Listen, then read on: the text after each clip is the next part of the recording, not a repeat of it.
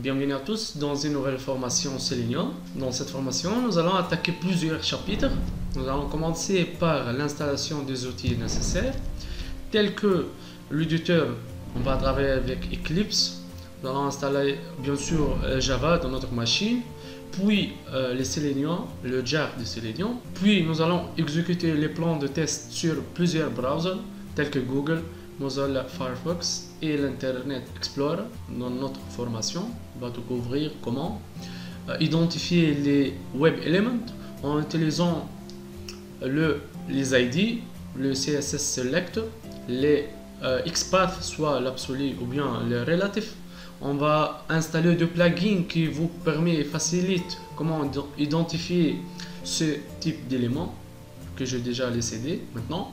On va installer les ChroPath pour le Google Chrome qui vous permet de gagner plus de temps pour identifier le web élément. Ainsi, nous allons manipuler plusieurs types d'éléments, input, les textes, les checkbox, radio button, aussi les files. Aussi, nous allons manipuler et travailler avec les databases en utilisant Selenium. On va installer les tests ng qui vous permet de générer un rapport de test après l'exécution d'un plan de test qui vous permet d'identifier où y a-t-il des problèmes dans une classe de test ou non, et plein d'autres choses. Dans cette première capsule vidéo qui concerne notre formation Selenium, nous allons installer le Java. N'oubliez pas d'abonnez-vous et d'activer les notifications.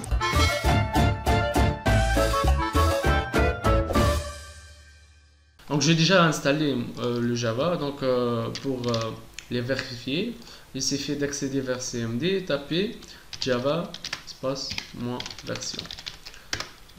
Voilà le 1.8. Donc si c'était la première fois que vous allez installer Java, donc vous allez accéder vers Google et taper install Java. Vous pouvez utiliser SDK ou GDK.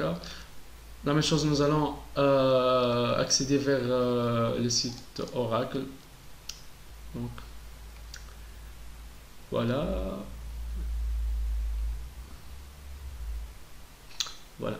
Vous devez accepter la licence, agreement, puis vous allez choisir le système convenable que vous travaillez avec le. Donc pour moi, je travaille avec les Windows 64 bits. Donc vous devez installer les GDK, voilà. Après la fin de l'installation du GDK, donc normalement, vous allez accéder vers ces points pour les programmes si vous n'avez pas changé le path lors de l'installation et vous allez trouver le dossier Java. Lorsque je clique sur le dossier, je dois trouver deux autres dossiers, le Java Development Kit et le Java Runtime Environment. Donc c'est le 1.8 201 sur la même version. Voilà. L'étape suivante, c'est d'ajouter les paths dans les variables système. Donc vous devez accéder vers le GDK, puis le dossier bin, et vous devez copier ces paths là. Voilà. Puis je vais aller vers les variables d'environnement. Puis vous cliquez variable d'environnement ici. Et j'accède vers le path. Comme vous voyez, vous devez accéder vers les paths, puis modifier. Comme vous voyez, j'ai déjà ajouté les paths. Donc si c'était la première fois que vous allez ajouter les paths ici, vous allez cliquer sur nouveau et ajouter les paths ici comme ça. Et puis vous allez appuyer sur OK. Mais pour moi, je vais annuler puisque j'ai déjà ajouté les paths. Et finalement, vous allez vérifier l'installation. Normalement, vous devez accéder vers le CMD une autre fois et taper le Java -version. Et vous allez trouver la version que déjà vous avez installée du site Oracle.